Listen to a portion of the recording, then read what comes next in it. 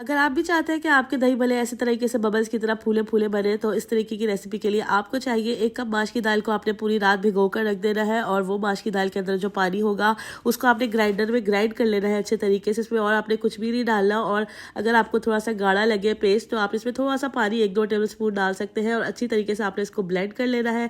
किसी बाउल में निकाल के इसको आपने अच्छा सा हैंड मिक्सर की मदद से अच्छा सा बीट करना है कि इसके अंदर अच्छी सी एयर भर जाए। अगर आपके पास हैंड बीटर ना हो तो आप इलेक्ट्रिक बीटर का भी इस्तेमाल कर सकते हैं। जब पेस्ट के अंदर अच्छा सा एयर भर जाए तो आपने इस पे 2 चुटकी डाली है अजवाइन और 2 चुटकी डाली है जीरा और तो हस्बे जायका नमक डालकर आपने अच्छा सा इसको मिक्स कर देना है। और अच्छा सा गर्म ऑयल करने के बाद इसको आप चमची की मदद से अच्छे से गोल गोल से आपने दही भल्ले बना लेने हैं। ऑयल का टेम्परेचर थोड़ा ज़्यादा ही होना चाहिए, ठंडे तेल में आप बिल्कुल भी नहीं डालिएगा वरना ये ज़्यादा फूल नहीं पाएंगे। और इस तरीके से आपने इसको लाइट ब्राउन सा कलर देकर निकाल देना है। ठंडा कर आप इसके पैकेट्स बनाकर आराम से रमजान तक के लिए फ्रीज कर सकते हैं। 1 से 1.5 महीना ये आराम से चलते हैं और बिल्कुल भी खराब नहीं होते। रेसिपी अच्छी लगी हो तो जल्दी से लाइक कर देना।